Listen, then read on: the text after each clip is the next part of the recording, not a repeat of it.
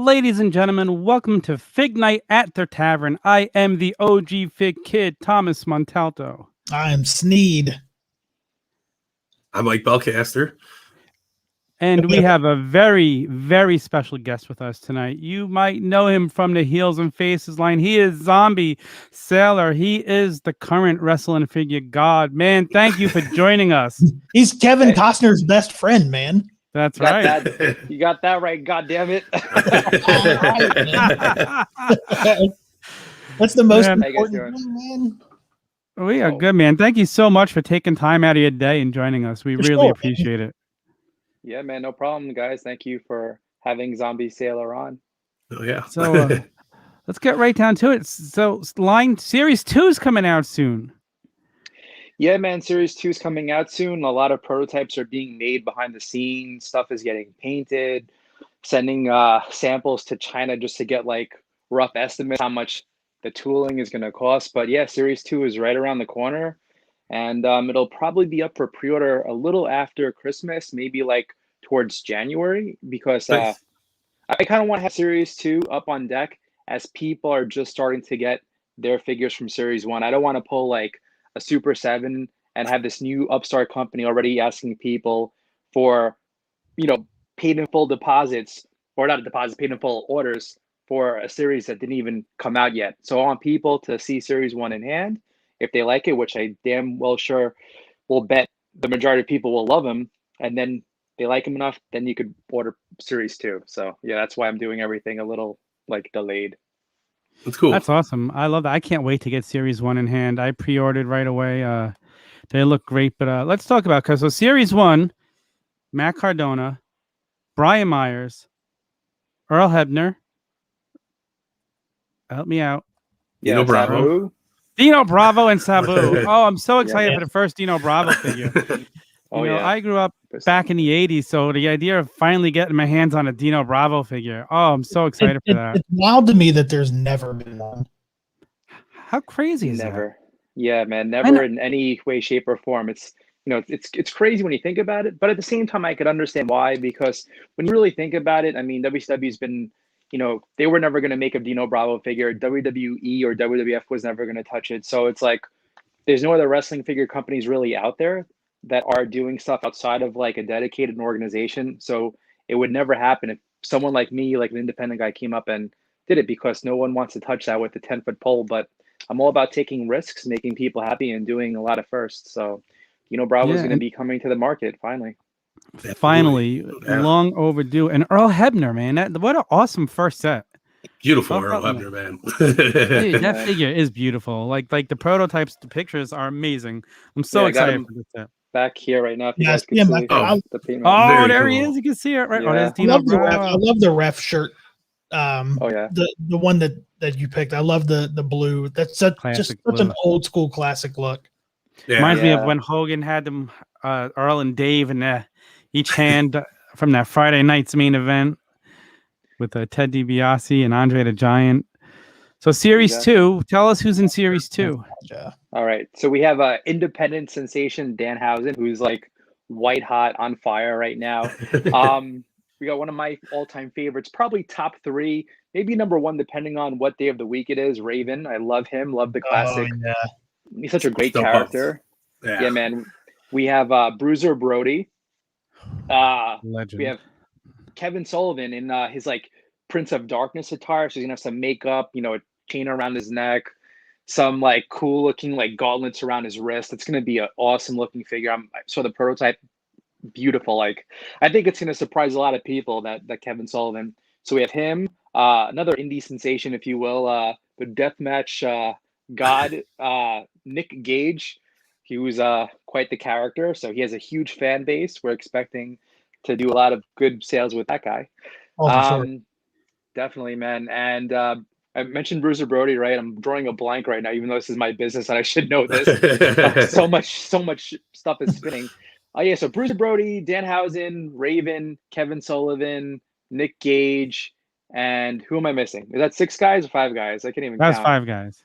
5 guys. Is Bundy in this one? King Kong Bundy. There we go. How could you forget Mr. Freaking 5 Man? Yeah, so that's one of the few prototypes I showed on social media for Series 2, but that sculpt is amazing. Our sculptor Alex just knocked it out of the park. Dead on likeness. It's going to come with interchangeable hands. One, of course, throwing up the 5 count. Nice. And yeah, man, I'm really looking forward to it, man.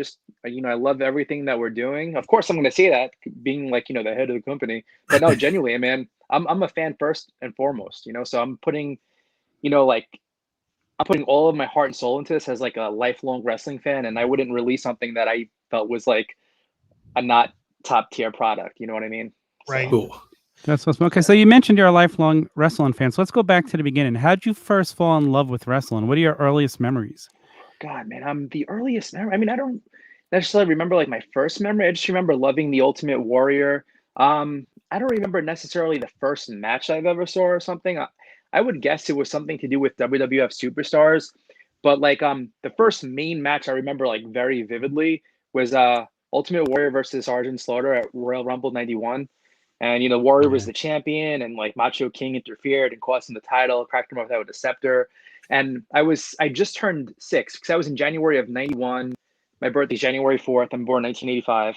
And then I remember like hysterically crying that the Ultimate Warrior lost the title because like, he's like a superhero and he's unbeatable and he's like a good guy and he represents all that's good. And to see the bad guys win and defeat this unstoppable, good guy monster, like it just broke my heart. I remember like, my mom was like, stop crying. You have school in a couple hours because it was like 8 o'clock, 10 o'clock on a Sunday, and school was like the next morning. But yeah, that's my fondest memory, I guess you could say, for wrestling. It's awesome. Okay, so tell us about your first dabble with wrestling figures.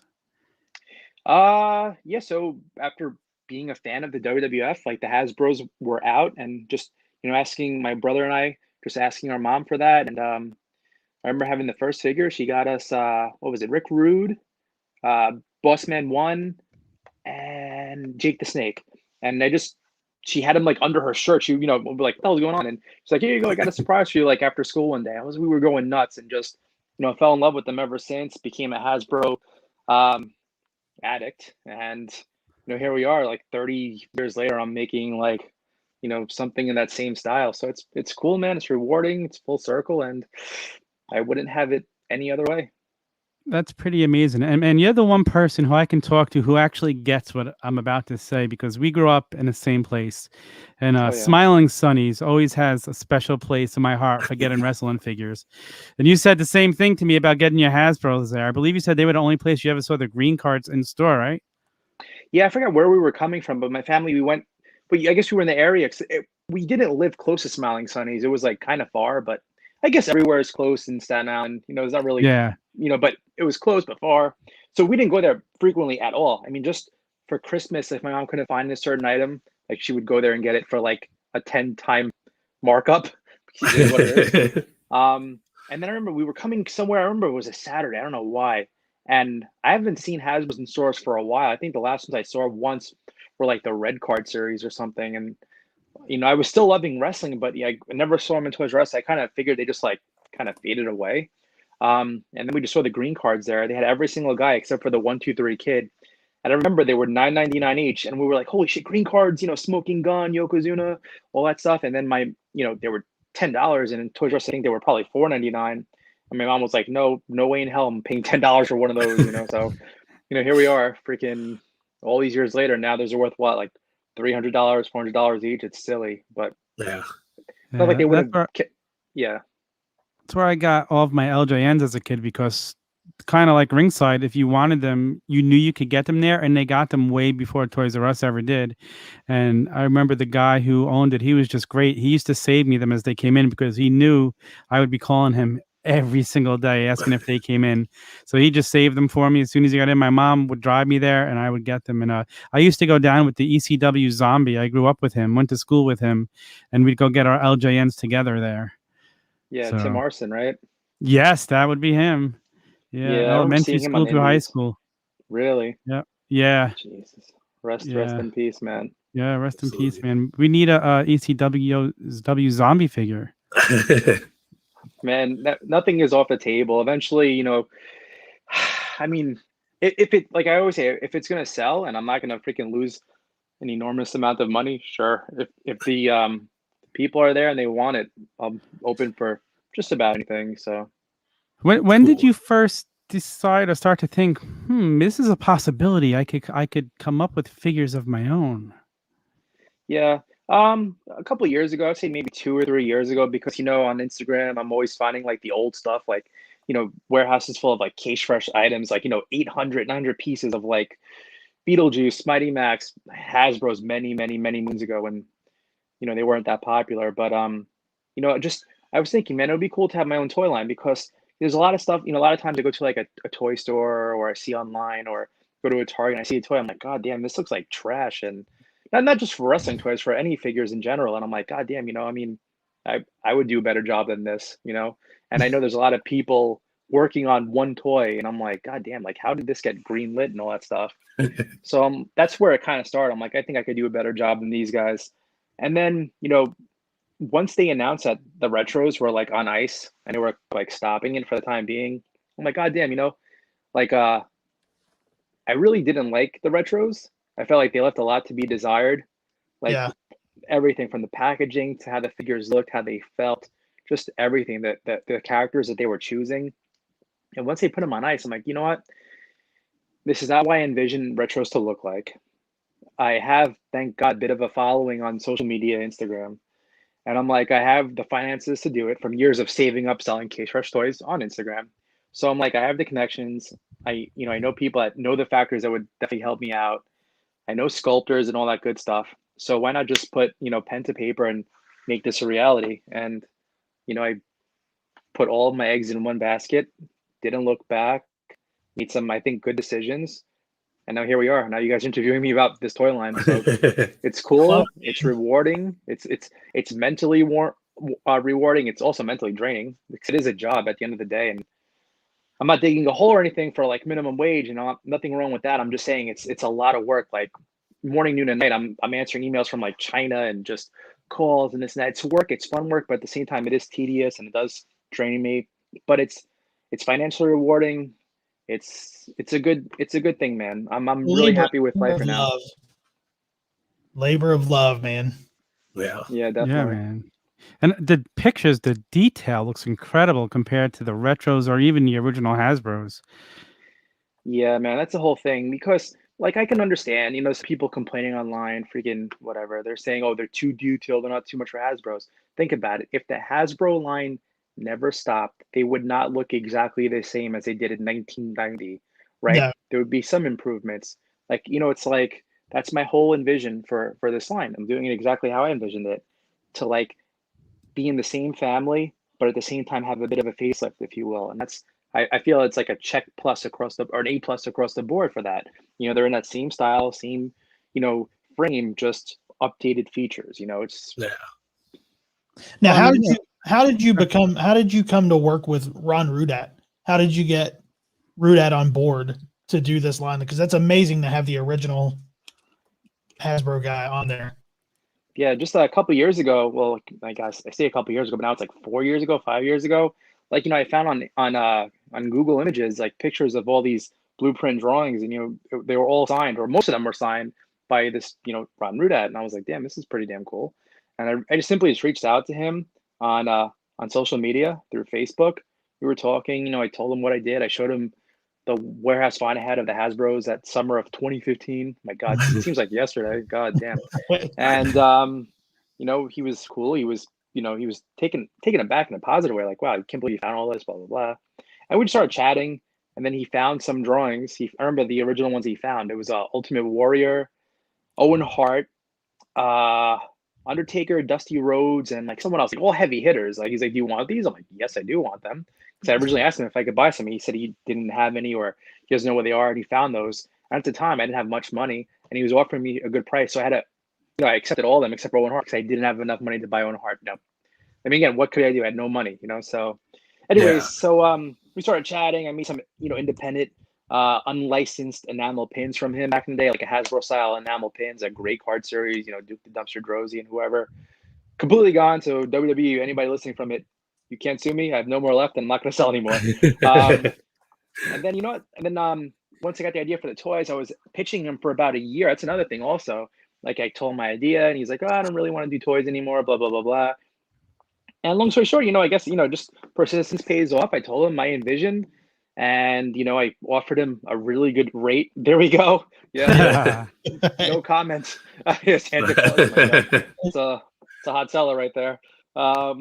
Yes, I offered him a good rate, and I told him like, hey, we could do this. I'll give you this much, and we'll make it happen. I told him we have some award-winning people on board, and great sculptors, great painters, great marketing, and he finally agreed. And now he's designing every single blueprint for all the figures, and we're making them, look as close to that blueprint as possible with, again, the updated features. And just it's cool, man. It's a dream come true, and I just wanted to make it as authentic to the originals as possible in that same spirit without having a WWE license. And I think what better way to do it than having the guy who actually did the blueprints, design Hogan, Warrior, freaking all these classic guys now doing a freaking Danhausen figure or Paul Roma. It's cool, man. No one ever thought it. I never thought it, and here we are. And it's cool. I'm really excited for it.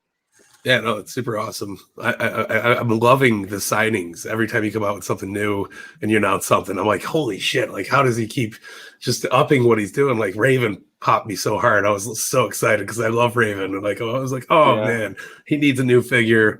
A better figure. You got Phil what's it or not? You know what I'm talking about, the Sabu and RVD guy. Bill Alfonso. Bill Alfonso. I was thinking Phil Anselmo from Pantera. But that's so cool, man. Like somebody that needs a figure. He's never been in anything before, so that's so awesome that you got him on board with Sabu and RVD. I love the Sabu so far. Can't wait to get that thing in my hands. Like it's such a beautiful representation, man. I love it. Oh, it's so good, man. Yeah, it's gonna be great, man. The headdress that he comes with, like, it's gonna be like a softer plastic, so it's gonna and the inside of it is molded right to his head. So there's so many times I've seen in wrestling figures before, like somebody like an Iron Sheik, maybe from Jax or something back in the day. There's no specific one I can remember, or a wrestler that wears a bandana like a Hogan or a Macho Man or something. Like the inside's not even molded to the head, and it looks like it's levitating over the guy's forehead. And it's such a poorly designed figure for these $1 million companies. I always say, so this little guy, Zombie Sailor, a little engine that could. I'm like, okay, so we're gonna sculpt the actual headdress on the inside to his head, and we're gonna do it in a soft plastic, so it's gonna fit his head perfectly. It doesn't look like it's goddamn levitating off of his forehead. So it's gonna be an awesome figure. Man. I can't wait to have the prototypes, the prototypes from overseas in hand, which should be. Well, I'm not gonna have him in hand, but I'm gonna have him in a photo in probably 10 days. And I should have them in hand maybe like 25 or so days, which I can't wait to share with everyone. It'll be cool. Very cool. Wow. Your roster. The roster is amazing. Your announcements are fun. What you did at Live 8 with Jeff Jarrett was just like off the charts to be there and witness that. Yeah, it was fun, man. I had goosebumps. I was like crying in the back before and after. I'm like, Jesus Christ, how is this real life? I mean, it's like, dreams come true. It's like, it's crazy. I had butterflies that whole month knowing this was going to be happening. And as the days went on, I was like, God damn, this is crazy. And then that same day when I actually finally meet Jeff Jarrett and shake his hand and, okay, man, we're going to do this and that. It was a surreal moment, man. I was like, trying my best not to like have a seizure. And, I might have had a minor one that was undocumented, but it was cool. I can't believe it, man. It's nuts. And to get finally for us to get our hands on that Jeff Jarrett, the same design, updated a little bit, fixed. Wow, is that the one? Did you ever expect that would happen?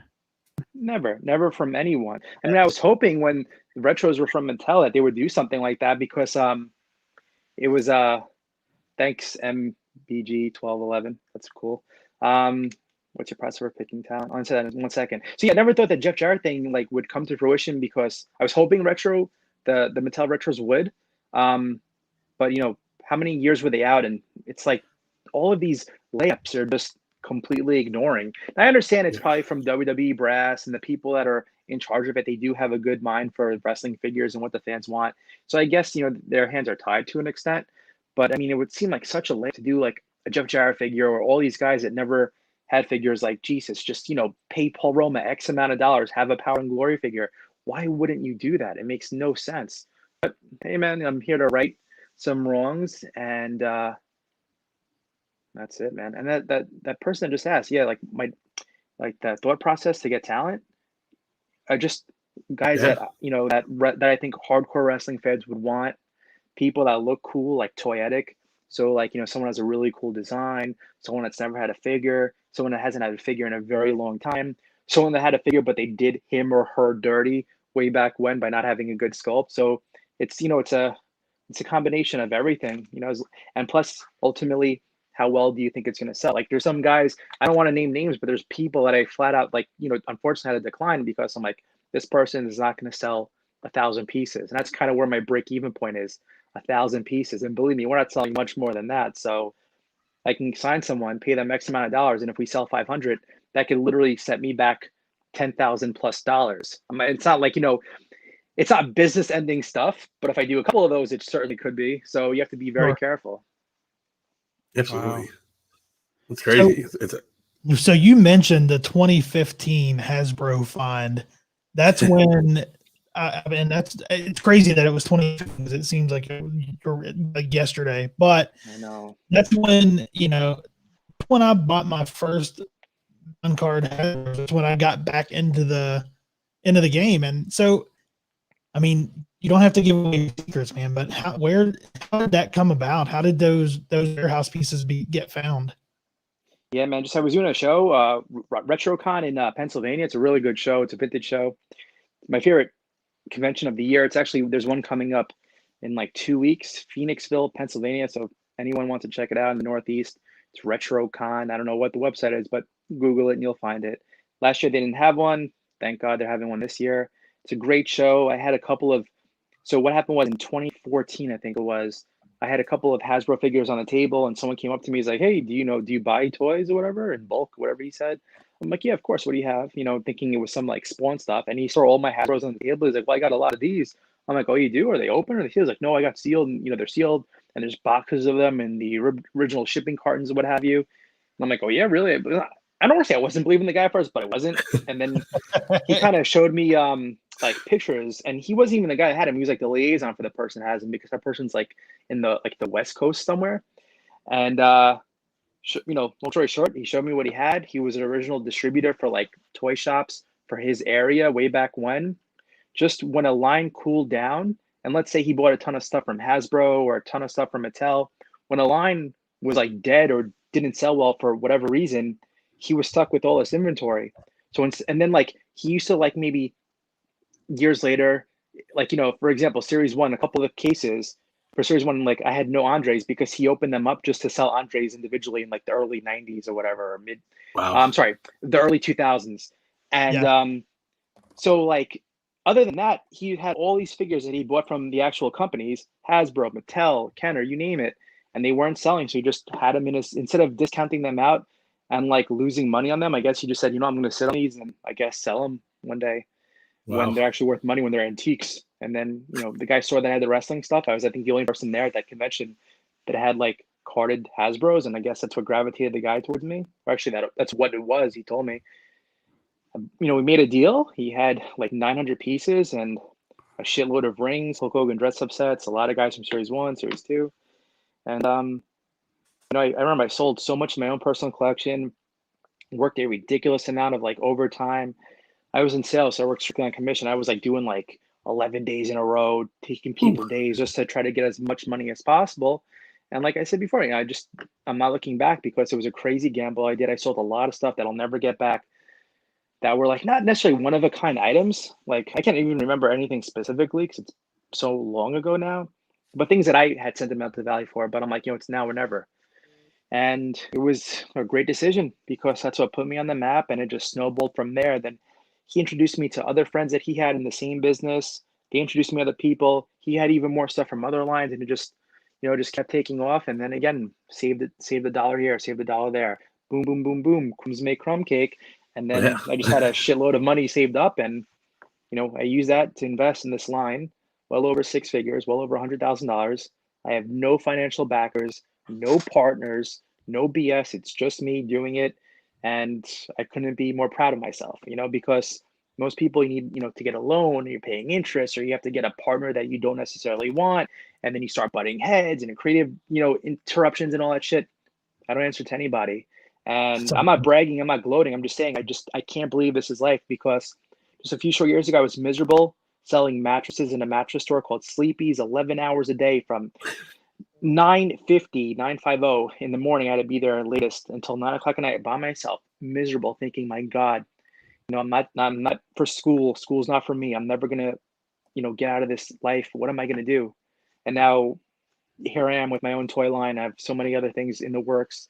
Other licensed stuff outside of wrestling deals have been signed, and it's crazy. So moral of the story, kids, if you work hard, you bust your ass, and of course get a little lucky and take a little bit of risks, you never know what tomorrow brings. So if anybody out there is feeling down, I am the absolute textbook definition of never say never, and you don't know what the hell the future holds. So wow, that's super cool, man. That's amazing. a great story. That's just an amazing story.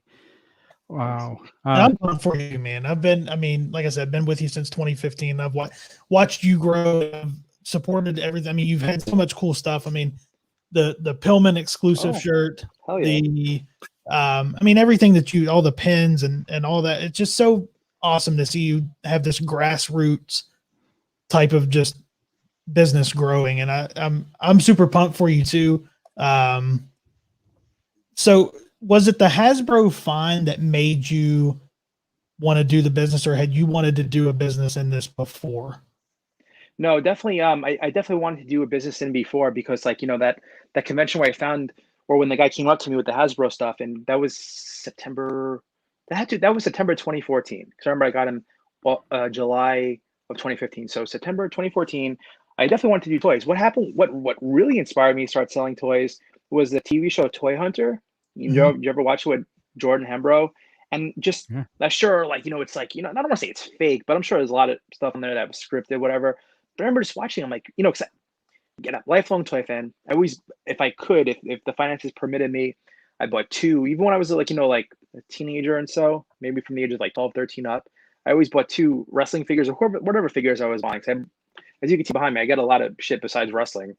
I always bought two, one to keep and keep in the original packaging, and one to play with or open up. So always the thought is, in the future this might be worth some money. It's $5.99 today. It could be worth whatever 20 years from now. So I always I always loved the thought of collecting, but I never necessarily wanted to do it for a profession, just maybe a rainy day fund or whatever. And I just got fascinated where you could turn something for $6 into something even more, years from now, whatever. So long story short, I watched Toy Hunter, and I was fascinated by holy shit, this guy's going to conventions. He made $15,000 at this convention. He made $20,000 at this convention. He bought this guy's collection for, I don't know, $1,200, and he flipped it and made $4,000. Holy shit. So that's what really got me into it. So I started doing small local shows and getting all my stuff out of storage and selling it. I'm like, might as well do it now. When the hell is it going to get any more valuable than it is today? And sure enough, it did, but whatever. Here we are. And I was just fascinated with that show. And then I just wanted to start doing that kind of full time. I'm like, what, if I really put my mind to this? Since before I found those Case Fresh, all that shit, I was like, if I really hustle and I do this hard, I could, probably make at least the same amount of money I'm doing working in a mattress store, being miserable 11 hours a day. Yeah. And that was pretty much it. I just, I just followed my gut, and just, finding those cases, it was just a fluke. It was just the perfect storm, man. And it was cool. And that led me to great friendships with Matt Cardona, Zach Ryder, Kurt Hawkins, Brian Myers, and all these other guys. And more importantly, Kevin Costner, A-list megastar. Now we're buddies. Best buddies. Best buddies. I'm friends with a gorilla that tried to take my head off back in February of 2020. I think he's the reason the pandemic happened, but that's neither here nor there. And yeah, man, it's just fun. It's just fun to see it. And sometimes I lay in bed and I'm just God damn, how did I get here? Because I'm nobody in the grand scheme of things, but just I never thought my life would end up like this, where now, I'm not rich by any stretch, but now I don't have to worry about money. I don't have to worry about fuck, man, how am I gonna get rent today? Or am I gonna be able to afford my Metro card for the week? It's crazy. Now I have a nice BMW. I got a Z chain that I ordered from Amazon for $12. But yeah, man, it's just a cool, fun story, and I'm just enjoying the ride, and I just want to keep building this brand. And I don't necessarily ever want to have these toys in Target. That's not my, my niche. I just want to sell direct to consumers, a couple specialty shops. But I just want to keep growing my brand and getting as many like licenses under my belt and just make really, really awesome figures. Because that's my passion in life, man. Toys. I just love the detail. I love that you could take, a real living person or a character or a monster or whatever, and someone could sculpt it by hand, whether it be with wax or whether it be on a tablet screen, whatever. It's art, and it just fascinates me, and I just want to keep doing it. Yeah, that's super awesome, man. Yeah, man. Yeah, so Matt was is there someone you want to add to the line that you haven't yet, like your most sought after talent acquisition? Yeah, man, I mentioned this on an interview like 2 weeks ago with Smart Mark Sterling from AEW. He has Silver Linings podcast video show, whatever.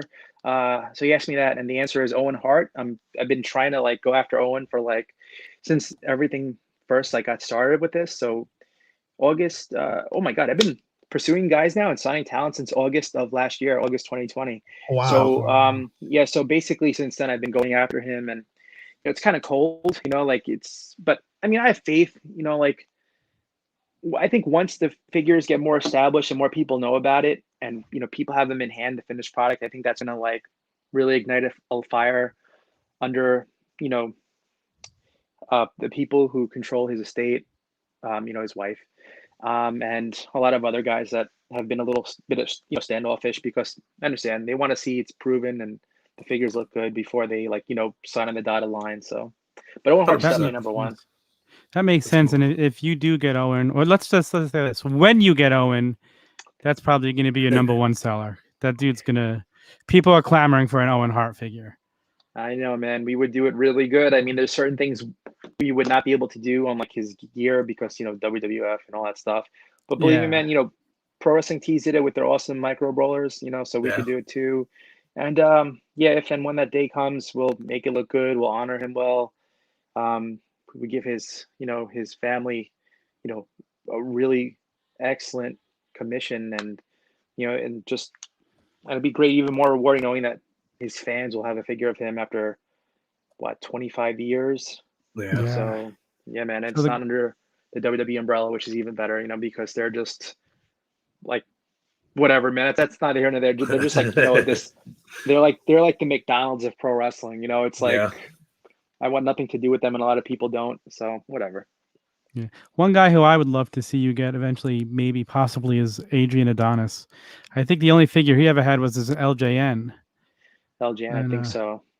And we've never seen another one. We never saw the classic Adrian Adonis from the before Adorable Adrian.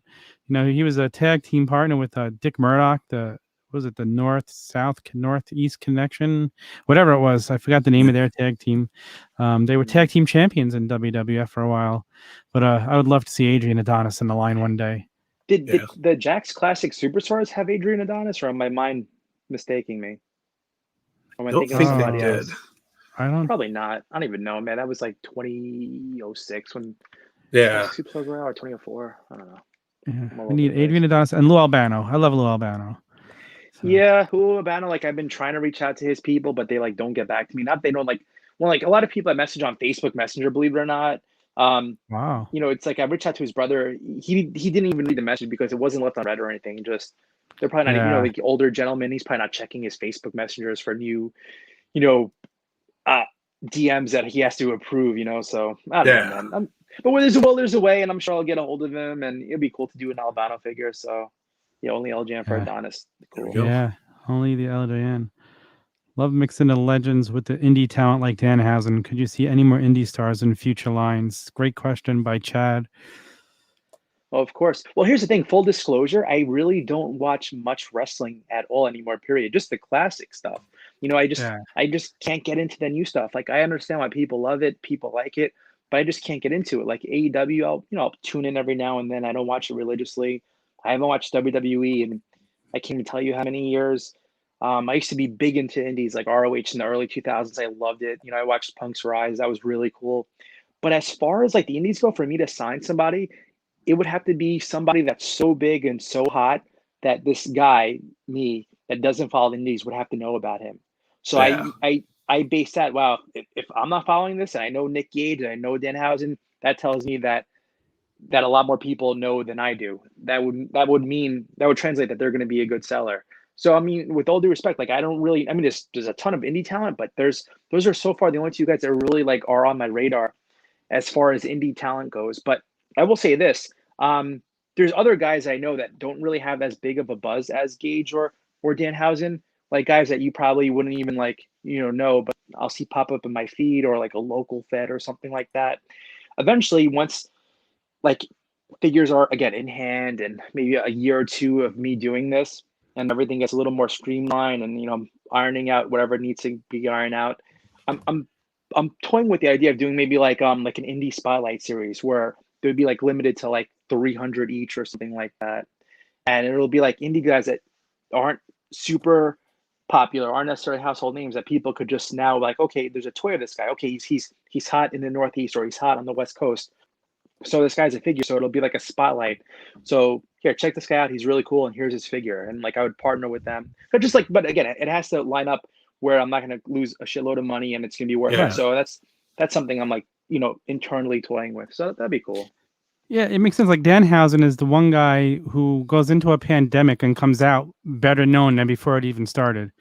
Like it's incredible work by a guy. Like you sit there and you watch his YouTube videos and like I can't stop watching him and I'm just laughing hysterical at the stuff he puts out there.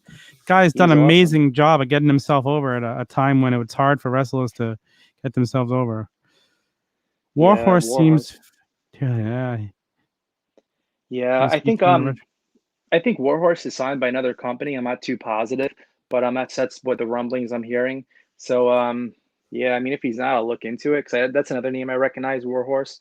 But yeah, man, we'll see. But right now, like I have like 32 people signed, and like only like maybe like 24 were announced. And I want to do a lot of announcements within the coming weeks. I haven't done a lot of videos of my stupid skits and shit like that, but I'm gonna do that again because now summer's over. I have a lot more free time, so a lot of guys will get announced within the next month, 2 months. So needless to say, it's a jam-packed roster. So it's like I got to focus on these guys right now instead of signing like indie talent. You know what I mean? Yeah, that makes a lot 100%. Of sense. That definitely makes a lot of sense. Quality over quantity. Yeah, absolutely. So true. And I love the fact that we're going to get Series 1 in hand before Series 2 is put up for pre-order. Once we get Series 1 in hand, now, will the pre-order start coming a little more frequently once we get our hands on them? I think so, yeah. Right now, the idea is to do like, ideally, I would want to do 3 series a year for Heels and Faces, maybe like, minimum 5 guys in each set. But it all depends on like, just, I don't want to like rush anything. That's ideal. That's a perfect world. Like, so at the very, very bare minimum, 2 sets a year on the low end. So as fast as Alex, the sculptor, could like, get him finished without sacrificing the integrity of them, that's as fast 100%. As we're going to get him out. Alex is such a good sculptor, and sure, I could hire other people on the side and I could have all of them done right now, theoretically. But because it's the same gentleman sculpting everyone from Series 1, Series 2, I want it to have that feel like where they all belong together and it's all done by that same person. The consistency. 100%. Like, I'm not saying like someone else wouldn't like nail it and be like, okay, here it is. But I don't even want to take that risk right now. And if, Mr. Alex is willing to continue to make these and, completely blow away my expectations as far as how good the sculpts are, he's going to be hired for as long as he wants to stay on board for. So I just want that same gentleman to do every figure. So that's cool. Well, they say if it's not broke, don't fix it. And you've got yourself a gem from the pictures we've seen. Here's another question, and from Matthew Goldberg, famous figure photographer. Would you do Elijah Burke in his Pope gimmick? He loves collecting wrestling figures. I bet he'd be all for it. I mean, not right now. He's not somebody on my radar, with all due respect. It's just that, like, again, it goes back to like 1,000 figures. Would Elijah Burke, would he sell 1,000 figures? And the answer is probably not. You know what I mean? There's some guys that are like, without naming names, that are like pretty damn popular in Series 1 that just got by 1,000 figures. You know what I mean? Yeah. So it's like, I don't think that he would come even close to that. But again, in the future, once more and more bodies are available and we could actually start reusing parts, which I admittedly are going to do. It's the toy business. I have to do that. Every single person can't have an original body. So like maybe when I have like, 10 or so different bodies and it could be reused to cut down costs, sure, maybe I can make one. But for right now, unfortunately, he's just not not on our radar with all due respect. So Is it something too? Do you feel once people get them in hands, it'll help the sales for future sets? Because I would think so. Oh, 100%. You have no idea Yeah. how many emails I'm answering, thankfully, on a daily basis. Are they going to be sold out forever? Can I order a set? Can I order this? Can I order that? Because as every single day goes on, more and more people are being exposed to it, whether it be from, Nick Gage's Home Federation, GCW, posting about it on their Twitter and Instagram like they did either today or yesterday. And more and more people keep being aware because something they weren't made aware of yesterday. So, I mean, yeah, I absolutely think that once they're in hand, they're gonna like the roof is gonna explode. Like, don't get me wrong, when the pre-order came out, I completely shattered any expectation. Like how much sold, how much money was generated was unbelievable. I have video I recorded. I'll eventually post that one day. Like me just in a hotel room. I just wanted to be like at peace, nobody bothering me. So my friend Jared and I went to a hotel room and he recorded me. When I put the site live, like my head was like, you probably saw like smoke coming out of my ears. I just couldn't believe all the orders coming in. And like the first 2 minutes, there was like $100,000 in sales in like the first, not even 2 minutes, maybe the first 60 seconds. That was the first minute. You know what I mean? So That's by the time awesome. the night was over, I'm not going to say any numbers or anything, but just it was a lot. And if that was for pre-orders for an unproven independent company, I can't imagine when they're actually in hand, they look good, and then boom, now they're up for sale again. Or now Series 2 is out. Or wow, they just announced this guy. Damn, we need to be completists now. So I think that once they are available and they're on the blister card and people see them, how good they look and they're holding them, like holy shit, the details really transferred well. I think it's going to be like a huge, huge success. So cool. And I'm I excited saw for mine, man. the Super packaging, the excited. packaging that you showed off looks amazing. I don't know how I'm going to open these things. Like You it's get gotta so buy two. beautiful. Yeah, I was gonna say, You get two and don't open one. That's There what I you do. it's super cool. Is there anybody that you've announced that you think is going to absolutely blow us out of the water? Maybe like just like a Raven or something that you're like really focusing on, like nailing it. Not that you're not. Oh, it's all of them. Because Yeah. Let me see. I mean, the Raven one's going to be amazing. Removable jacket. The legs are going to bend so you could sit at the edge of the turnbuckle. oh, nice. Like just like in the Oh. Raven, it's going to be sick, man. I know people are at home like, oh, but Hasbro's don't have movable legs. Yes, I understand that. But these are not Hasbro's. They're in the Hasbro style. But Raven will absolutely have bendable legs to go in the That's corner. sweet. I mean, I try to knock it out of the park for every single person. Like try to put all my in. Like right now, it's so weird to say. I'm not making this up. Like yesterday, I was in bed. Like I went to sleep at like around 10:30 my time, and I was up until like around 2 o'clock, just looking up Barry Horowitz reference material, Barry Horowitz jackets, looking at the sequence. I'm like, shit, which jacket is best to pack him with? So and I love Barry Horowitz. He's a great guy. We spoke on the phone numerous times. He's a cool, very, very cool, down to earth, mellow guy. And it's like, even somebody as simple as Barry Horowitz, I just want to blow that out of the water. I don't want 100%. to take the easy way out for anybody. I could just put him in his blue trunks, put him out, and I think call it a day. People would want it just because he was in that era. And everyone knows Barry Horowitz from the early '90s, and it would probably make me the same amount of sales, make him the same amount of money. But no, I want to go all out. And I want to give him his awesome jacket. It was the one with like black and silver, and he has like that big hand imprint on the back. So yeah, I just want to. Just the rule is I just want to keep pushing the envelope and keep topping everything. You know what I mean? Because just even in wrestling back in the day, it's like, oh shit, there's like, okay, you're here. You never want to go down there. Even though it's statistically impossible, it's going to like, not collapse, but like you can't keep topping yourself, but I want to keep topping myself for as long as possible and have everything, all these signings and all the series, everything is like strategically planned and where I want to do it. You know what I mean? Again, this is morning, noon, and night. This is all I do. I swear. So it's like not a waking second goes by where I'm not thinking about how I can improve on all of this. So Yeah, no, that's super awesome to hear, man. I love the passion you're bringing to the table for it. 100%. Like that makes me want to collect more. So Exactly. that's awesome. Listening to the attention of the detail that you're paying the attention to is just amazing, man. Yeah. Dude, it's no joke, man. Like with like the sculptor, the painter, we have conversations about like, just something as minute as like laces on a boot, or like we just want to get every little detail down as much as possible. Like, it's just shit, man. I mean, it's so weird. Like I can't think of one particular like example, but I'm just like saying, like, with the painter Jen, who's awesome, and the sculptor Alex. So sometimes you have just conversations for like an hour, just discussing one particular thing of one particular figure, or with like Ron Rudad. It's like, okay, this has to be changed. It's crazy, man. We just I don't look at anything. I have eyes. I analyze everything, and I just want to make sure these guys are as accurate as possible in this sort of style. Yeah, no, it's super cool, man. If you could tackle another figure line outside of pro wrestling, is there a line you'd like to shepherd in a dream scenario? The Kevin Costner line. The Big Kev, the doll. No. To answer that question, the answer is yes. There is a series outside of wrestling, an absolute dream set.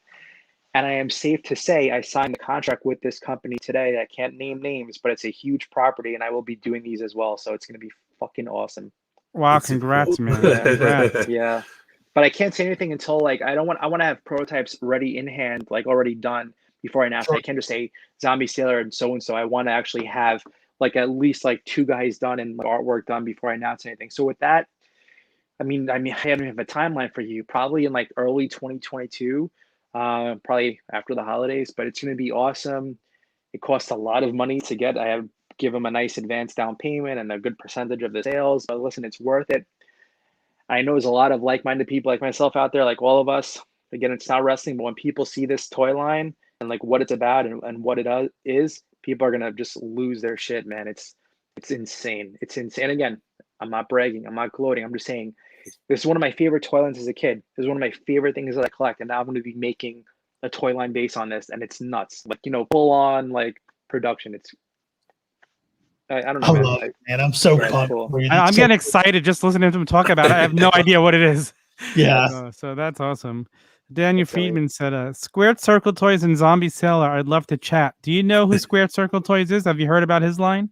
Squared Circle Toys. They have a line coming out. It's basically referee in a elite and a jazzware scale. It's going to be referees, security guards, police, whole bunch of cool stuff to use as accessories with your wrestling figures. Yeah. So we had him on a few weeks back. It's exciting stuff that he has coming. Like the stuff we always hoped for that the big companies haven't spent the money on. So like if you're doing fake photography, you can now have security guards. You could have, referees with the striped shirt or the blue shirt like you have with Earl Hebner.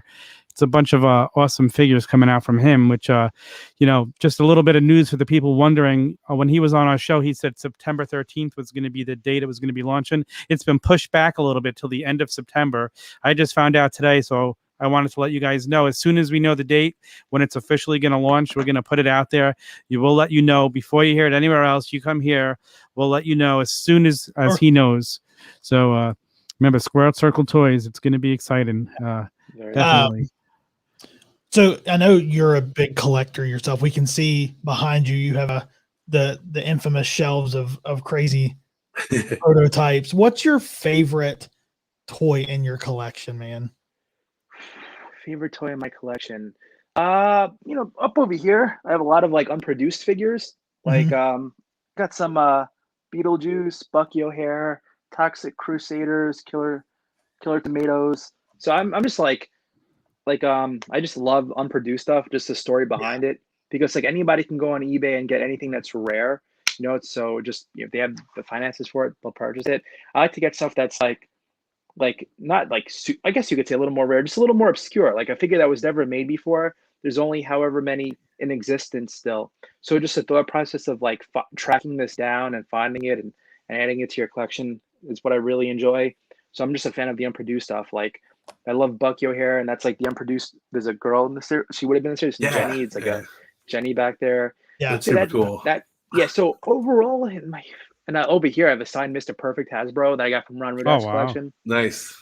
Yeah, so I don't have like one favorite, but I guess I guess I have carded Beetlejuice figures that aren't produced that are like graded. I'm not integrating, but I bought them like that.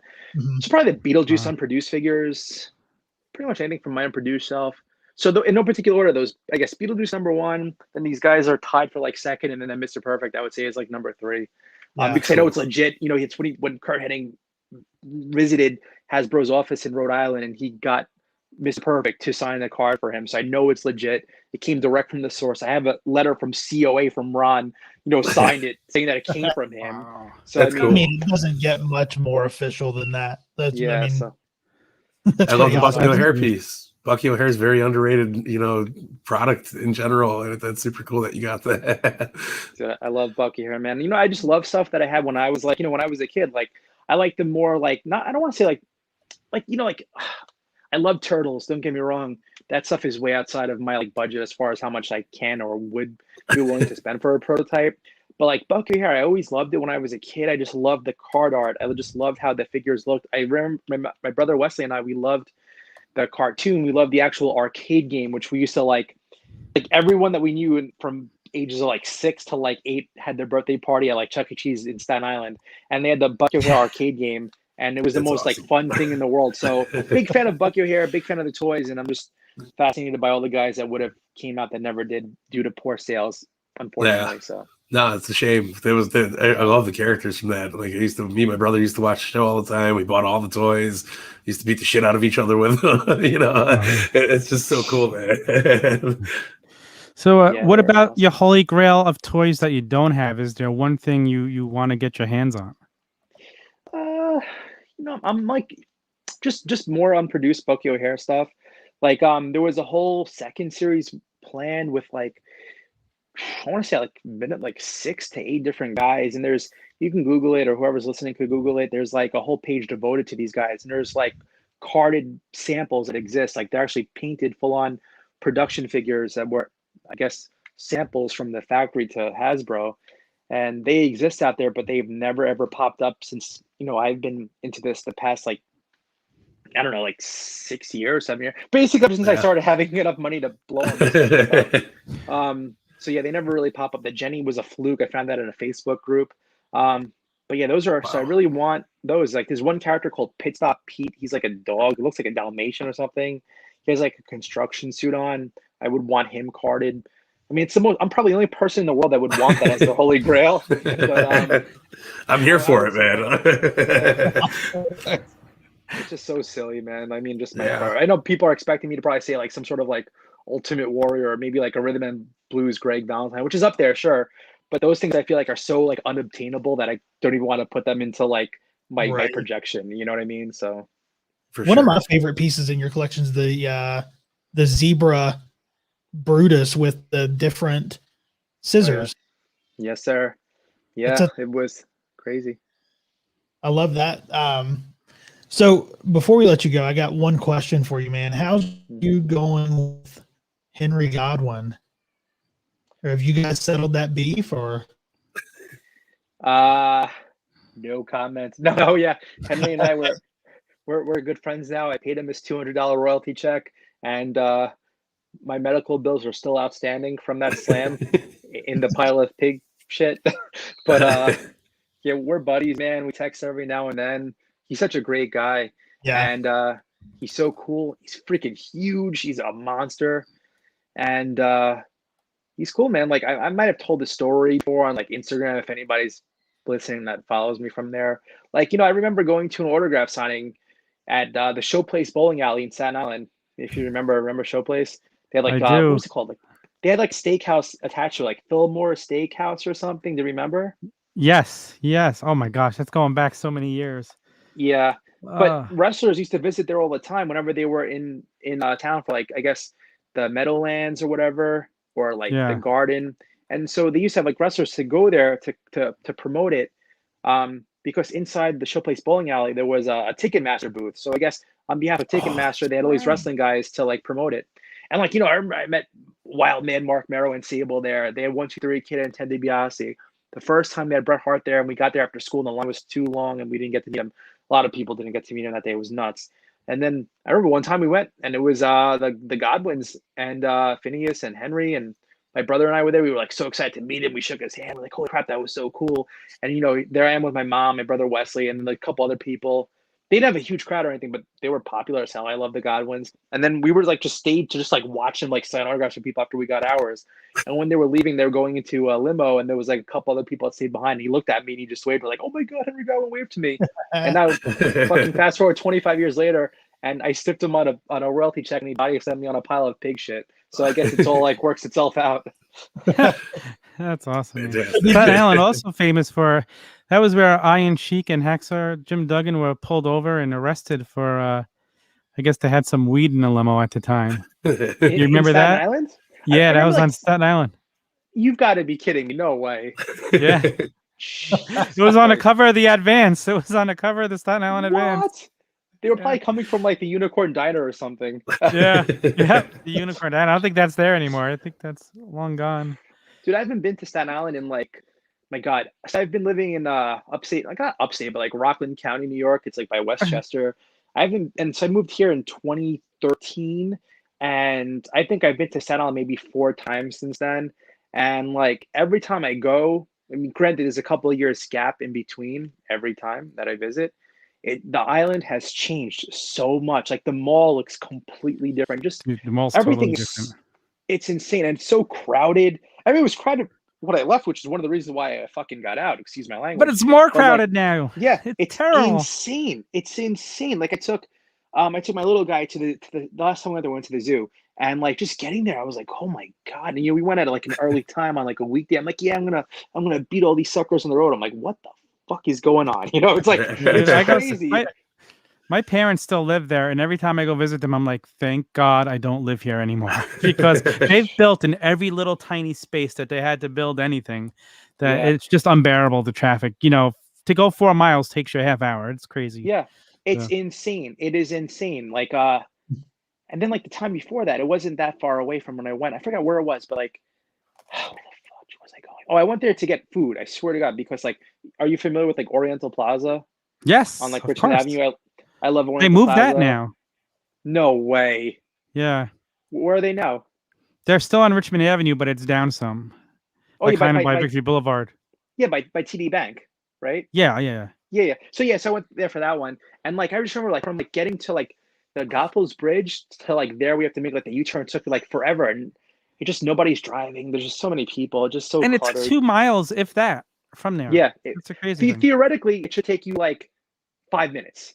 Like theoretically, but like, but people can't drive and crowded and lights and God, and the red lights, they last for like, it goes from green to red in like 0.5 seconds because they want to get you're on your snapshot to give you a ticket saying you went through a red light. Dude, it's so corrupt. Needless to say, I'm glad I got out. I miss it. I miss the food, but I missed a couple of my friends. But other than that, I'm glad I don't live there anymore. I don't know how people do it, but if you live in Staten Island, man, no harm, no foul. I just goddamn. I tell Mike when he comes to visit me, I'm gonna take him to Staten Island and take him to like Alfonso's Bakery and take him for some good pizza, and I'm gonna give him the tour. But there's no more Toys R Us is there, no more Smiling Sunnies. All the toy stores are gone. It's a shame. It is a shame. Do they Smiling still have Sunnies? Is a comic book shop still there on New Dorp Lane, Jim Henley's Universe? I don't know. That's a good question. Because I don't even know if any, like, I remember there was one place that was like a newer place on Forest Avenue. It was like a toy/comic book store. That just closed. I know they closed. So it was like there's like nothing else on the island really to buy like toys at. It's crazy. Yeah, it is terrible. For such a populated area, you'd think they'd have a toy store. Damn. This is a little bit of trivia I'll leave you guys with. And I forgot where I heard this from. And honestly, I'll admit, I don't know if there's any truth backed up to it. But I mean, I see the person told me, I don't know why the hell they would be lying. And I'm sure there was some factual evidence for them to tell me this, but when WWF was like at its hottest during like the Attitude Era, per capita, Staten Island residents had the most WWF pay-per-view buys than anywhere else in the country per capita. Really? Yeah. So it's, I mean, I could see it when you think about it. I mean, because it's just like, kind of like a middle class area type of thing, and it's really compressed, and I guess people there have money to spend. So when there's a $30 pay-per-view and you combine all of that into one, I mean, it does make sense. Yeah. Staten Island was like a really good wrestling town. Yeah, I love it. And you remember the Macho Man going to work out at Bath Beach Health Spa? They used to live, him and Elizabeth used to live on Staten Island right behind the mall for a while. Yeah, for everyone. Yeah, like that's crazy. There's a Chinese restaurant there by the mall. I think it's called Jade Island. Yes. Yeah, like they had like a Macho Man signed trading card they used to, when you first walk in, like the little glass counter where the register is, a Macho Man signed, like, what is like those 1980 something trading card sign. So yeah, I I guess he do used to go remember there for some chicken and broccoli. I guess I don't know. It's cool that. though. That's awesome, man. Thank you so much for joining Yeah. us. This was so My awesome. pleasure. Yeah, man. That was an absolute blast, man. I'm pumped for the rest for the line to come out, man. I'm pumped for you and everything that's going on. It's just so much fun to watch all the reveals, and I'm always pumped to see a zombie sailor post to see what it's going to be next. Hey, man, tell the people, give them your social media out real quick. So if people aren't following you for some reason, they can. Yeah, for sure. So yeah, on Instagram, I'm at the Zombie Sailors. So there's an S at the end. The Zombie Sailors Toys. Oh no, what the fuck am I saying? At Zombie Sailors Toys. There we go. Right. On Instagram, you'd think I would know this. On Twitter, it's at the Zombie Sailor, but Instagram is where I'm at mostly. It's where I post my latest stuff. And like I mentioned earlier, you'll see a lot more reveals this week. I have the first. I will give you one scoop. I can't name names, but I will be announcing shortly the first female that's coming out from the Heels and Faces line. Nice. A really, really good character that will brighten up your day if it's too cloudy. Oh. Anyways, so yeah, it's gonna be fun, man. I just guys, I appreciate you having me on, and just it's cool, man. I'm just enjoying the ride, and I'm just trying to share some cool stuff with like-minded fellow people. So that's it. Yeah, absolutely, man. We appreciate you coming on, and we'll welcome you back anytime you want to come. Anytime you want to come on, man. And again, you can always, whenever you want to come down to West Virginia, man, hit me up, and we'll make it happen. Yeah, definitely, man. We could take a trip down together. We could take a trip down and go visit Snead. I want to visit good old Henry Godwin. I want to get fucking suplex and pig shit this time. Not body slam. Now a fucking suplex. Wow, man. That's so awesome. We see him all the time around here, man. He's awesome. He's like a local. He must be like the town mayor, I would imagine, or something like that. One of those things. He's not promoted on an indie show, but he's so close that it's very often you'll see him just show up. So he just shows up. Is like, all right, Mark. All right, we're gonna put you in the main, right? Like the promoters. Like, what do I do now? They completely scrap like a year-long feud and they just put him in there. Well, I think I sent you a picture one time. I showed up at an indie show and he was there, and he ended up going in and doing a slop drop in the ring, and nobody even knew he was there. It was him and Sonny. So that's funny. Awesome, man. Wow, Sonny, so cool. Yeah. Anyway, pretty cool, man. Popular. Yeah. All right, man. Thank you again, everybody. Just you keep tuning in here. We'll give you all the news when he announces releases. If you don't follow him on Instagram, we'll 100%. Announce the on sale date as soon as we know the on sale date for Series 2. Zombie Sailor, I can't even say it. Heels and Faces, great line. Make sure you're buying it. Thank you so much, man. We appreciate it. I appreciate it, guys. Good night. Take care now. Night. Take care. You too. Talk to you later. Bye. Bye. All right, guys. All right. So now, did you take? Wow. Yeah, by accident. I went to go take him out, and I took you out. So it was a run-in. So we got a little bit of news to talk about. AEW had some reveals last week, but first of all, that was awesome. That was so much fun having him on. Oh yeah, it's so much. I've been, like I said, been following Zombie. We've been talking back and forth ever since those Hasbros. That's where my first card at Hasbros and back into the game was from that. I got paying $40 for a set of Rockers figures from him. Wow! Imagine if you could go back now. How many would you buy? Knowing, like if anybody, do yourself a favor. It's so much fun. I know there's a lot of posts, but if you go to his Instagram page and scroll back to the 2015 and look at the figures that he was selling at that point, it's unreal. Absolutely unreal. It is. And he's such a good dude. So I'm so happy to see him and this dream come true. He's doing what he wanted to do since he was a kid. Like, that's such a great friggin' story. That find a better story 100%. about how somebody's doing their dream. Find a better story. Yeah. This guy's built it from the ground up. He's grass rooted this thing into a business. I mean, you can't beat that. No. Yeah. Well, we really can. We have two stories like that now because we have Zombie Sailor and we have Daniel Friedman from Squared Circle Toys. So cool, like, man. This is amazing seeing these people get to live that dream. It's cool. So it is. It's just simply cool. Nice. Oh wow. Yeah. So let's get into the news. There were some AEW reveals this past weekend at the All Out weekend and the Fan Fest. I guess they had a little video there. Yeah, they put a little small clip on the screen with Jeremy Padower and Greg Mitchell talking about what's here's to come. So they threw up some announcements, and I'm very excited for what we got coming to us, man. So what's first on the list? What do we got to talk about? Well, first on the list, we have Unrivaled 8. We have Unrivaled 8. All right. So there's a brand new Orange Cassidy on Unrivaled 8. There we go. Right He looks great. He does look great. I mean, it's all. I can't believe it's only the second one we're getting of him. We've seen a bunch of guys, a couple of times already. Who doesn't love Orange Cassidy? My wife loves Orange Cassidy, and who doesn't? What else? Okay, we got more Series 8 here. We got Chris Statlander, her first time in a line. Who's not excited for Statlander, man? Oh my God, that match this past weekend at All Out! I can't wait to get my hands on a Chris Statlander figure. Yeah, awesome. They nailed her. Look at this representation, man. This is friggin' awesome. Absolute perfect, man. Super excited for it. How awesome was it that Orange Cassidy had that to get her back in the ring? Yeah. Yes. I mean, when did we ever see Orange Cassidy get like that? Yeah. Never. Kid got hot. Kid got hot, man. Kid got hot. The Painmaker. Now, is that just a regular release or is that a chase?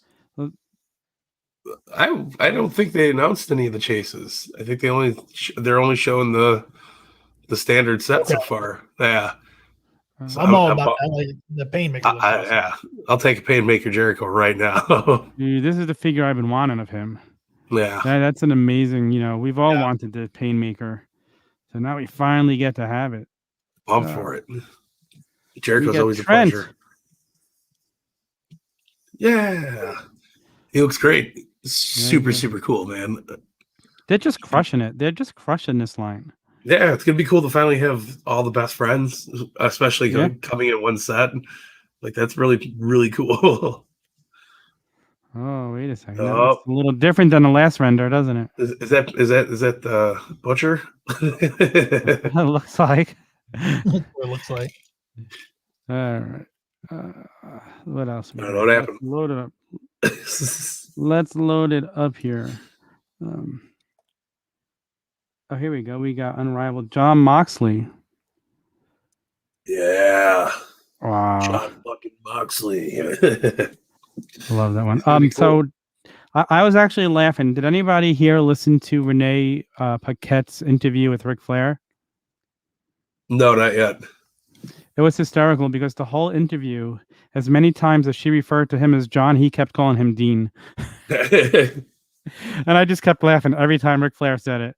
That sounds like the Flair thing to do. He was calling me Dean when in the lobby of the hotel. He was like, Dean, how you doing, brother? It works out. Oh, here we go. Chuck Taylor. This is the other one. I'm excited for it, man. Yeah, man. This set looks amazing, doesn't it? Yeah, it's going to be like, I love that they're kind of putting everybody together in the full sets now. So that's super fun. Yeah, let's talk about was it Unmatched Series 3? Yeah, we're getting the Dark Order. Oh, can't wait! They look so. That might be my most anticipated lineup so far because we're finally getting this guy. We're getting Brody. Oh, I thought you were talking about John Silver.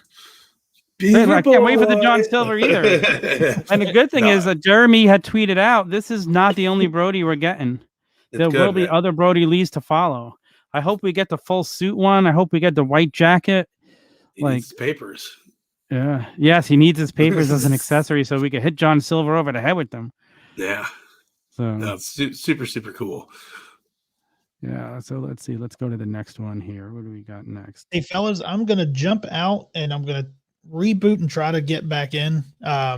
Apparently, my internet is going out. I've had a big issue with this today. So Oh man. No, all right. We'll see you in a I'm minute. going to jump out and I'm going to try to jump back in once it's rebooted. So we'll see what All happens. right. Cool. Sounds good, bud. If I don't see you again, if I don't get to jump back in, what an awesome night. It was great. I'm so glad we got to talk to Zombie. It was an amazing night. That's for sure. Yeah. Absolutely. Super awesome, man. Yeah. Hopefully I see you back. I'm going to go reboot. Yeah, hope so. The first time in the line, Anna J. Hell yeah. I'm so stoked for this Dark Order theme set. Dude. Like, really am.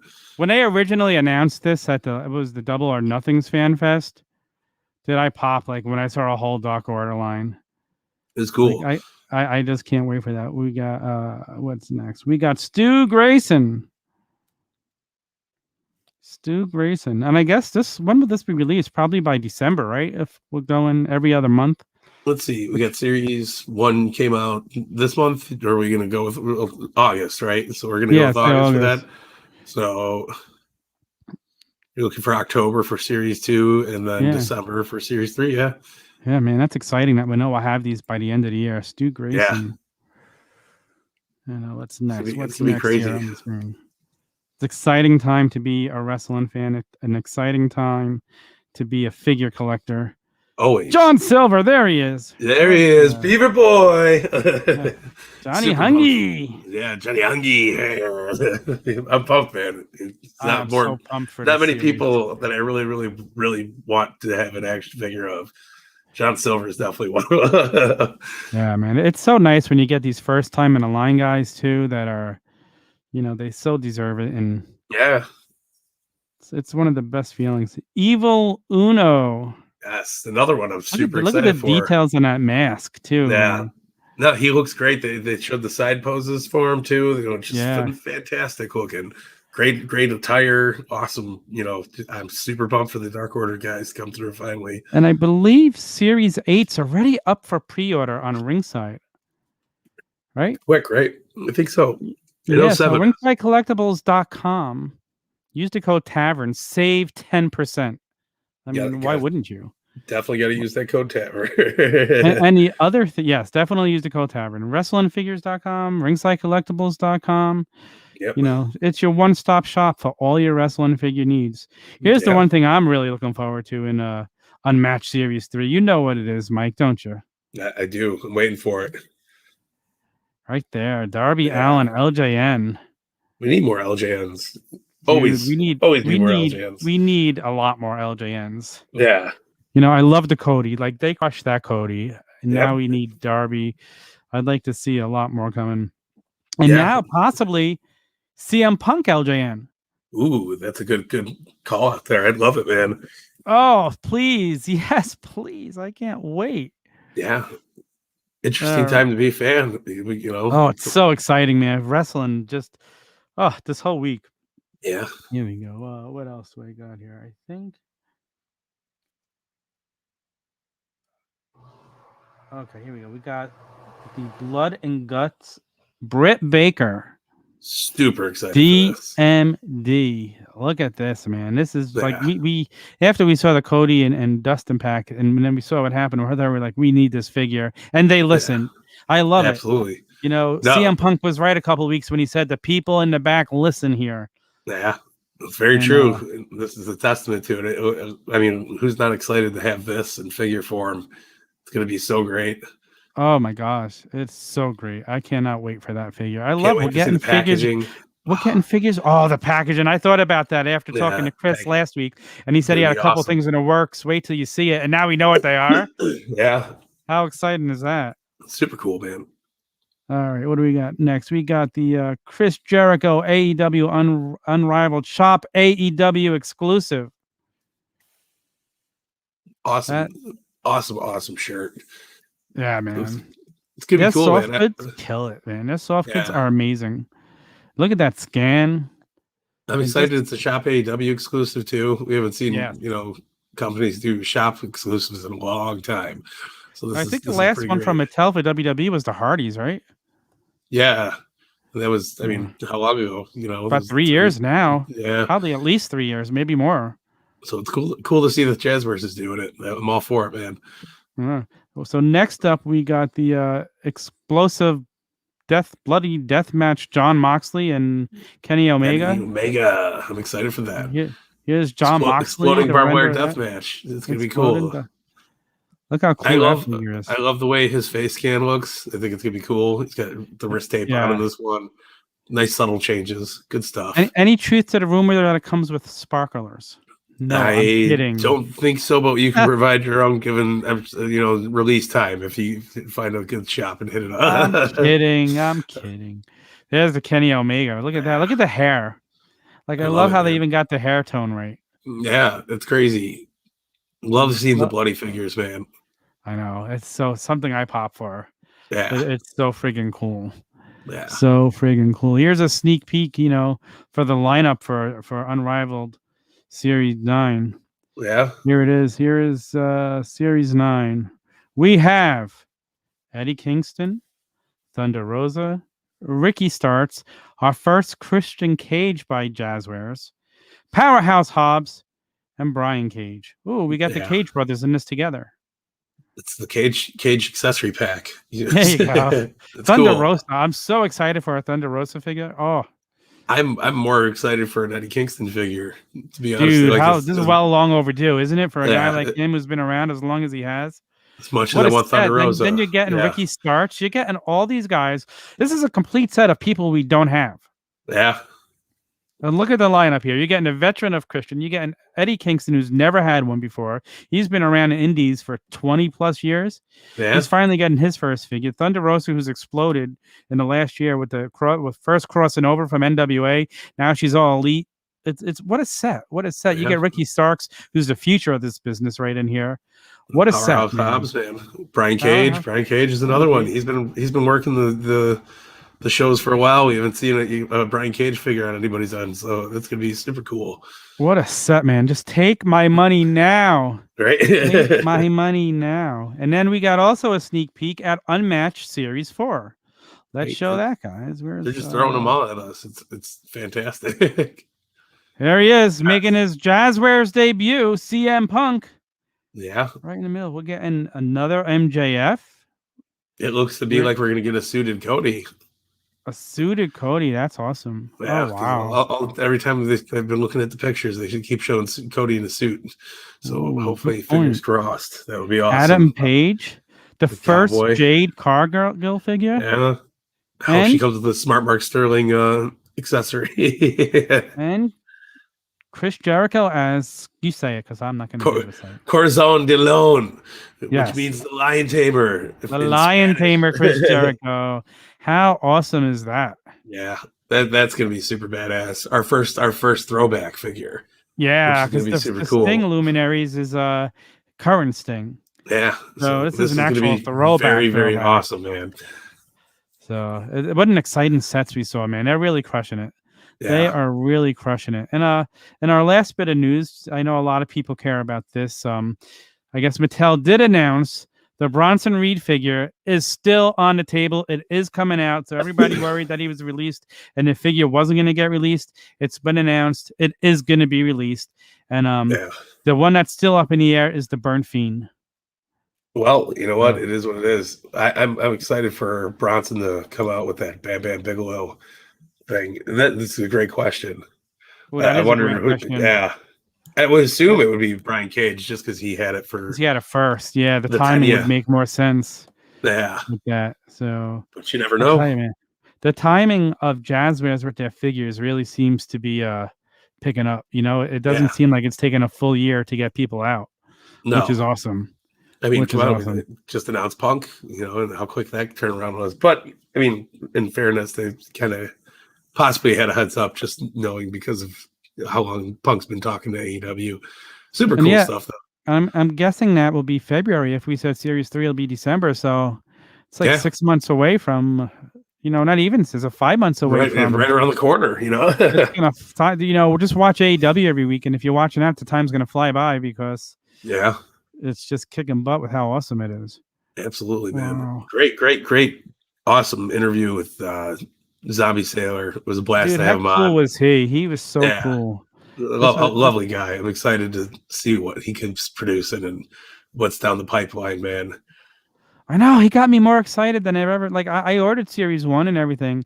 When he Yeah. starts talking about this toy line that he just signed a deal with today, I'm excited for it. I have no idea what it is. Yeah, no, Like it's you could cool. see the excitement inside of him, like Yeah. you know.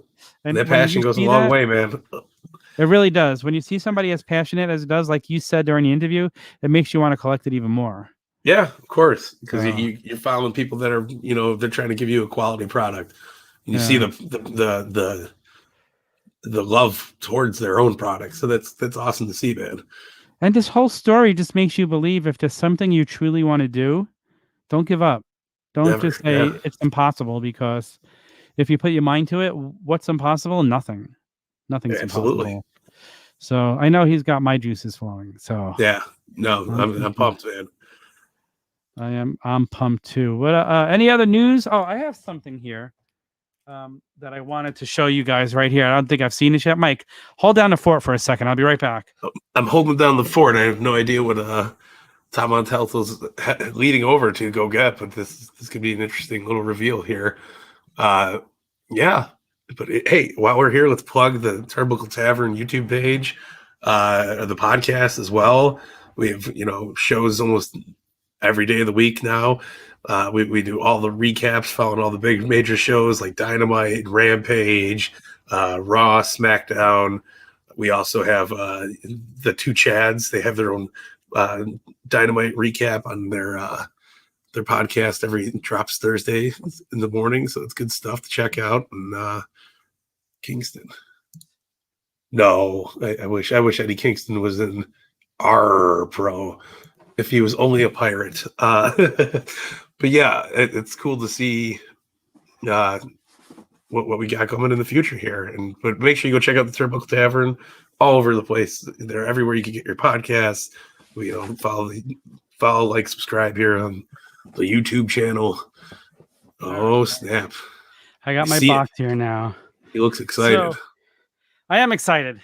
And you're all going to laugh, but this is going to be fun. Trust me. This is going to be a one-of-a-kind boxing, okay? Because you all know I love wrestling, and I'm a collector, and I collect everything. And we have the Bark box for my little puppy Dash.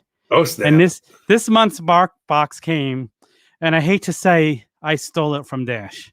So Dash isn't getting this month's Bark box.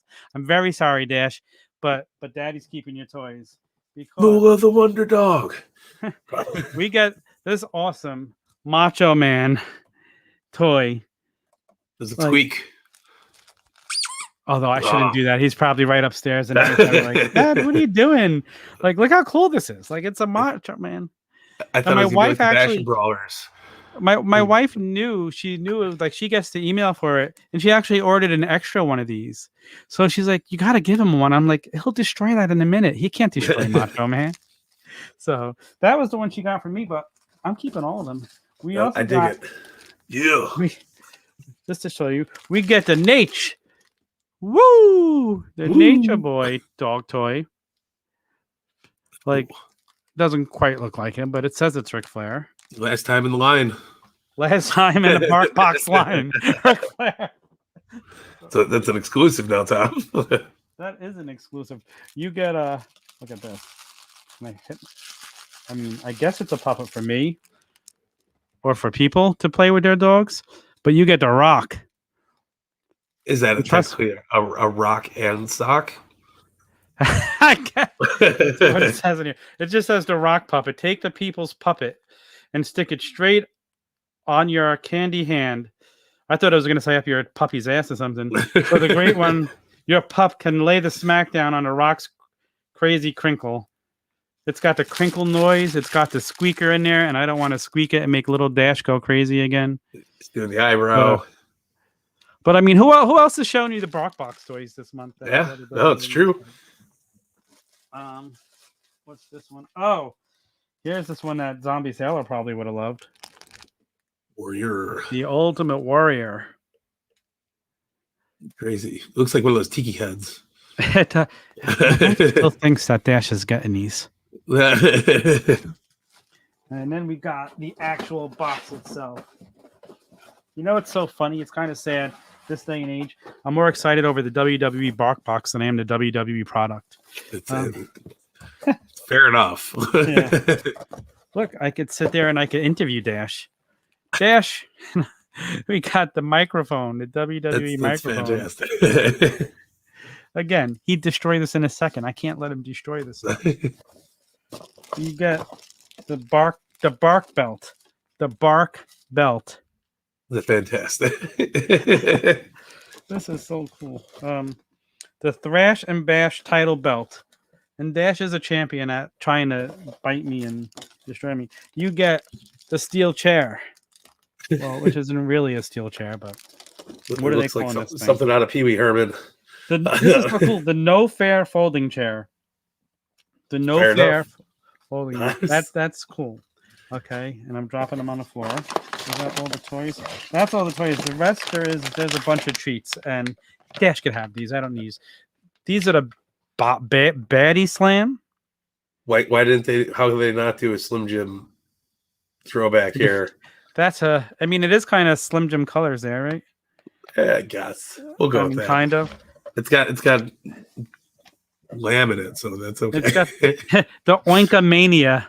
The Oinka Mania. It's the pork recipe with the bacon. I'm sure Dash will love these. I will give these to Dash. I won't eat these. Don't worry. But I thought this would just be kind of cool to come on and show you guys this stuff. But because it's going to be put away and he won't get to play with it, and that's okay. And then there's some other little chews in here. So very, very cool. This was the super chewer box from BarkBox because Dash is a chewer. So no blue chew. No, Dash doesn't need blue chew. he's been nuttered already. But yeah, guys, this was a very fun episode. Zombie Sailor again. Yeah, it was totally awesome. It was I'm so excited for this line. Like I said, the detail on the figures that he showed in the pictures looks amazing. I really can't wait to get them in hand. Yeah. Very excited to see all these Series 2 photos once we see them, and that's going to be awesome. Yeah, he's King Kong Bundy. It's going to be so awesome. Set of 6. It's an awesome sounding set too. Like I can't wait. I cannot wait for the Danhausen. Yes, comes with the cloth cape and a jar of teeth. Who's not excited? And money sack. Yeah, we're going all out on Danhausen. It's going to be fantastic. Yeah, man. Good for Danhausen. That's going to be a huge seller because of how hot Danhausen is. Yeah. Right now, He's all getting hotter. That's it, man. He really is. Yeah. He really, really is. Wait for him to team up with CM Punk when he gets to AEW. Oh, I'm sure it'll happen eventually. I would think so. But all right, guys. I think that's it. Anybody, we didn't pick a question for today. Anybody have a last minute question? There's going to be a ringside exclusive belt collector. Well, they were just asking who would want that. That's not been confirmed yet. Yeah. Let's still pop for it. Yeah, I definitely want it. Yeah. Was Kingston ever in RARE Pro? That's my buddy Giovanni, who used to work with me at the wrestling company. Oh, okay. So he was asking if Kingston ever came through. I don't think he did. I think I would remember adding Kingston. See, now we're backtracking too far. I don't know whose tights he's talking about. Yeah, me either. I wonder if Brian comes with the FTC or yeah, we talked about that. I bet you it'll be Brian just because of the timeline and when it was made. Although it doesn't really matter though because they both have it. So yeah, as long as you get it, yeah, that's all that really matters. So maybe they both get it. Who knows? It'd be cool. You get 2 of them.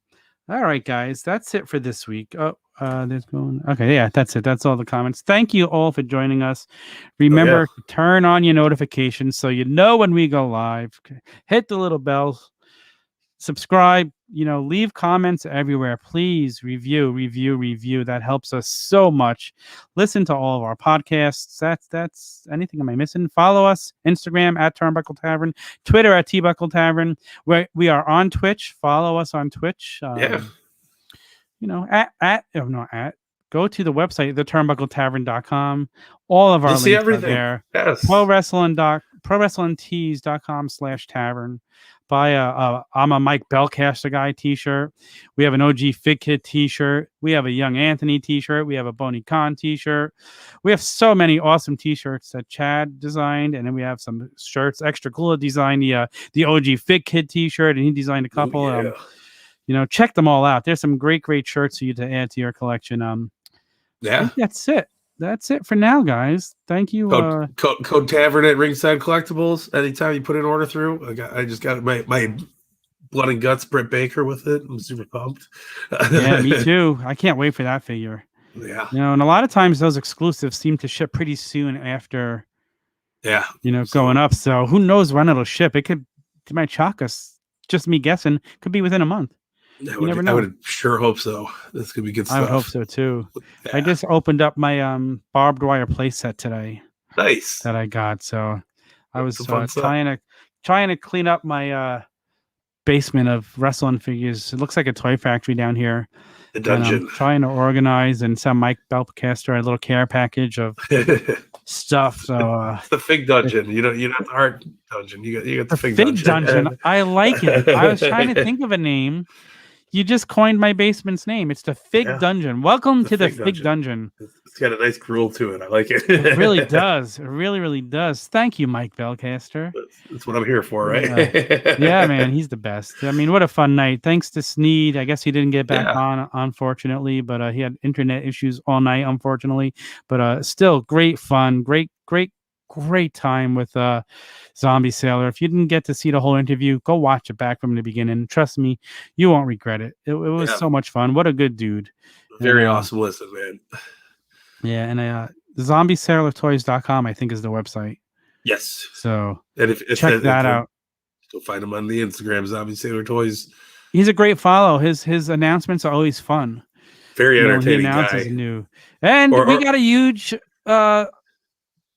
what do you give us? I don't want to say a scoop, but a hint. It was a tease. Let's go with that. A tease of who the first female in Heels and Faces are going to be. Yeah.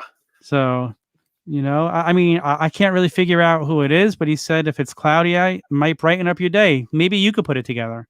Yeah. I don't know. I'm guessing Luna. That could be it. That might be it. All right, guys. That's it for tonight. Thank you for joining us. We will see you again same time next week, same channel, the Turnbuckle Tavern YouTube channel. Love, peace, and AEW Wrestling.